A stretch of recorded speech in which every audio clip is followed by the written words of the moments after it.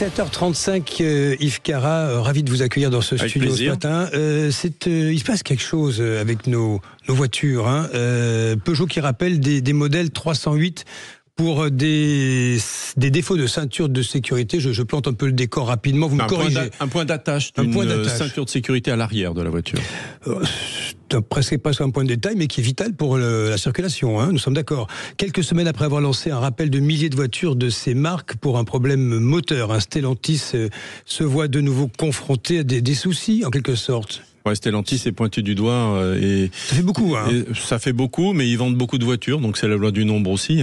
Alors sur ce problème, sur les 308 entre 2015 et 2019, ça fait à peu près 70 000 voitures. Il n'y a pas eu d'incident ou d'accident. C'est un rappel de précaution et c'est bien. Alors soit un problème de fournisseur, soit un problème de pause.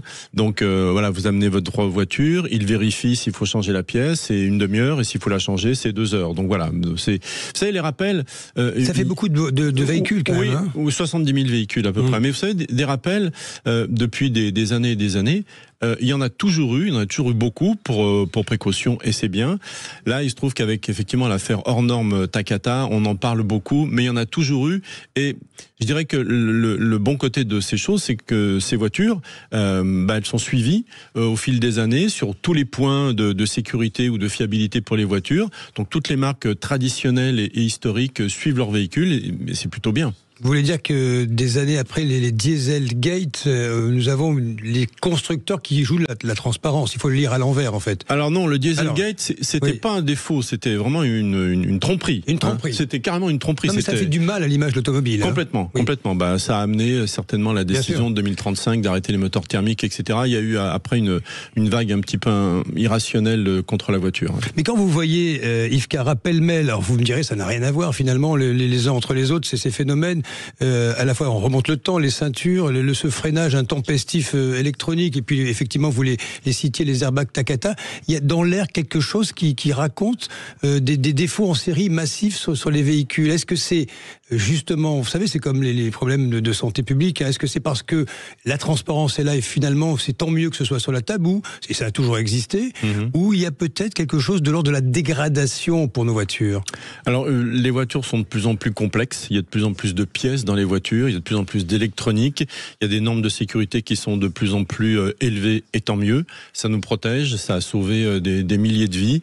Donc étant de plus en plus complexe, eh bien voilà, il faut c'est de plus en plus difficile de faire une voiture parfaite. Il n'y a pas de voiture parfaite, et de temps en temps, pardon, il y a des rappels qui sont faits comme ça, mais encore une fois, il n'y a pas eu d'incident ou d'accident.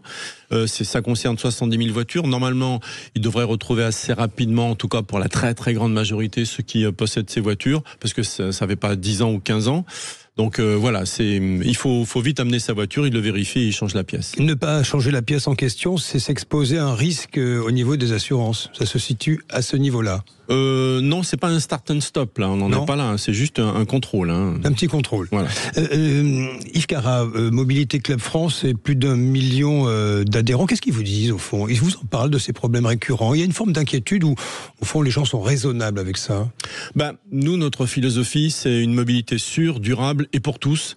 Et excusez-moi, décidément, j'ai des problèmes d'allergie, vous aussi, c'est pénible.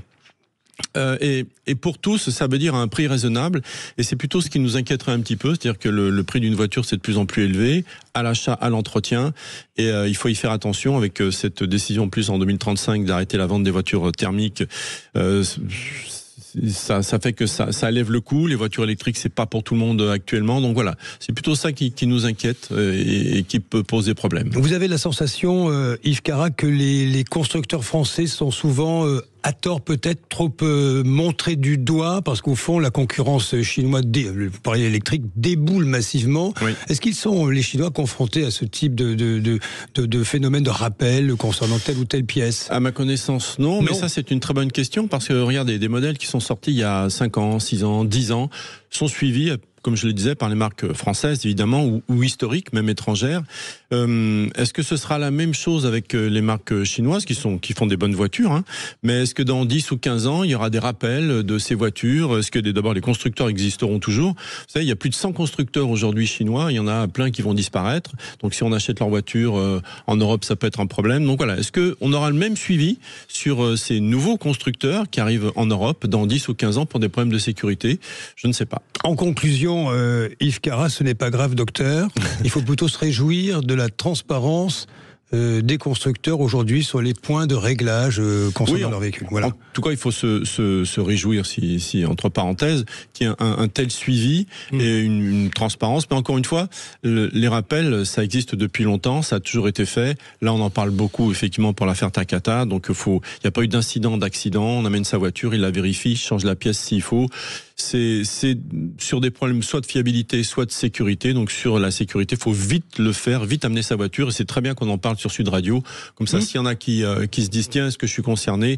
Appelez votre concessionnaire Peugeot, il vous le dira. Merci à vous Yves Carra, porte-parole de Mobilité Club France, à suivre du côté des commerces. Sud Radio qui donne la parole aux entrepreneurs qui s'engagent. Nous pousserons la porte des spectaculaires, vous le verrez, Halles de Créon, près de Bordeaux, en Gironde.